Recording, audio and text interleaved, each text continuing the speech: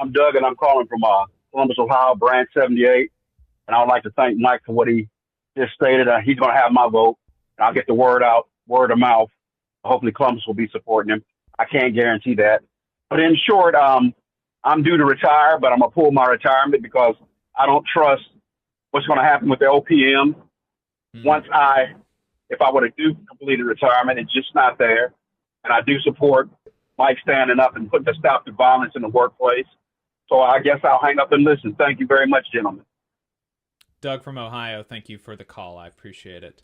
Any reaction to that, Mike?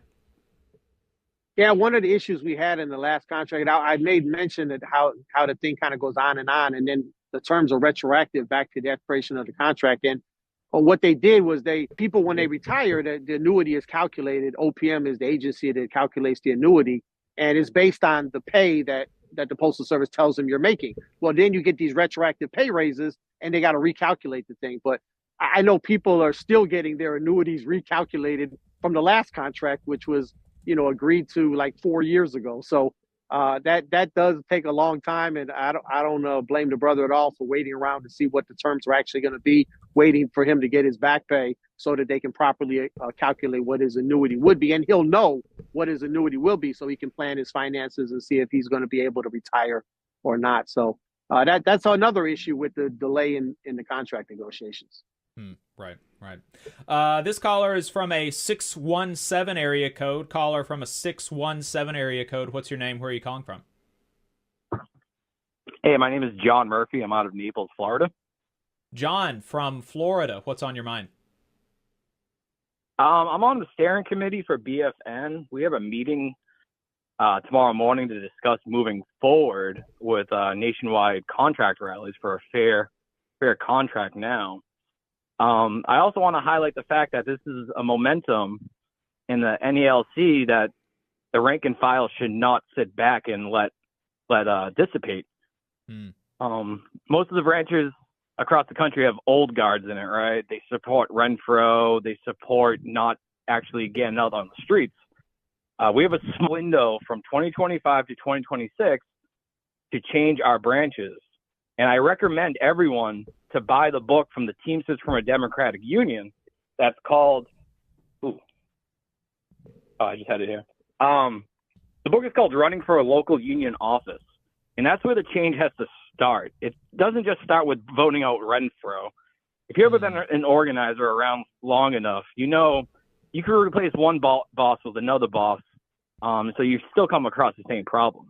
We need to change our branches. We need to put new blood with new ideas in there, with bold ideas. We have Trump now attacking federal workers. Our trans rights in the workplace are getting attacked, getting eroded. And the next thing is going to be the gay rights will be eroded. It's one attack on one worker is going to be an attack on all workers. So I just came on here to say solidarity with everyone that voted no. Don't have any hostility towards the people that voted yes. Your enemy is the boss, not your coworkers. And to help organize resistance and reform in your branch level. And shout out to Mike Caref. John, hey, John, how you doing, brother? Thank you for the call. I really appreciate it, and that's an important note about making sure to get active in your local unions, whatever form that might take. I think that's how the NALC at the national level is not going to be able to lead a fight, no matter who is the president, without strong locals and strong and engaged membership. I think that's right. Mike, do you have any reactions to that? Yeah, so every branch of the NELC has a meeting once a month. And so we planned this March on Washington for March 23rd to give every branch time to have their meetings, and they could also call for a special meeting. But the idea would be we want every branch in the NELC to endorse this thing.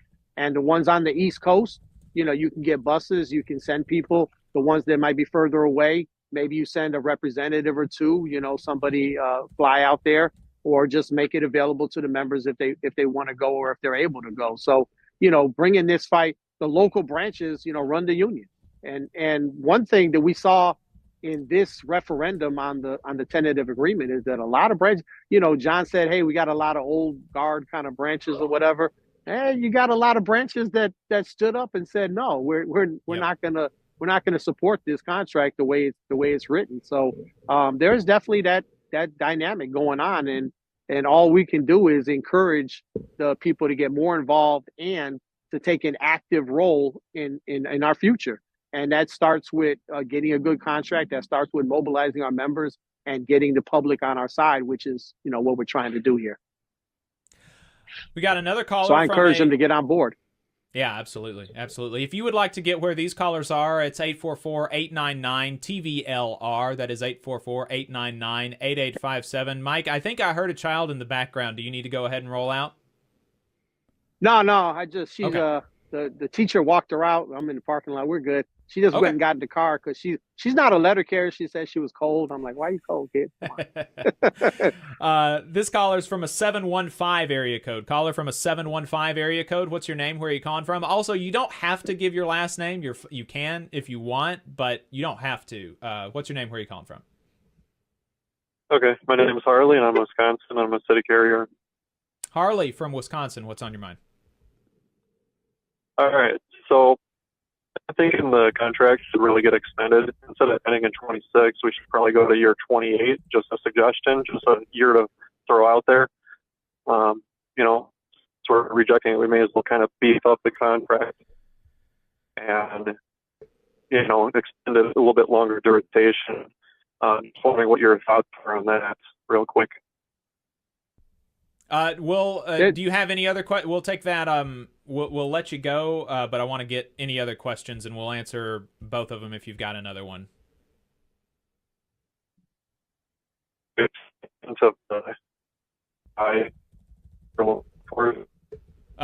Harley, you are you're breaking up. I don't know if you're in a bad service area, but I'm having difficulty hearing you. You want me to just answer that question about the length of the contract? Harley hung up. Yeah, so Harley's question was about extending the contract. I got the question. So what are your thoughts on that, Mike? So the length of the contract is normally a negotiation. I mean, we have actuaries and economists, as does the other side. And, you're looking at how do you think the economy is going to fare going forward. And so if you think that, wages are going to go up, then we would want a shorter contract if we thought that, because we'd want to renegotiate as wages go up. We'd want to renegotiate so that we can get some of those higher wages. If we felt the opposite, if we felt that our wages would be, say, higher than the rate of inflation going forward, then we want a longer contract. So that's one of the factors. President Renfro believes that we should negotiate a contract that ends in November, which is what he did through the tentative agreement. It ends in November of 2026. We could easily extend it to November of 2027 or November of 2028. There's a movement out there, I think, from the UAW that everyone should align their contracts to end on May the 1st. So that's another factor or thought process that, that could come into the thing. But anyway, those are just some of the factors. I wouldn't micromanage it. I mean, that's up to the president to determine what would be our best strategy on that.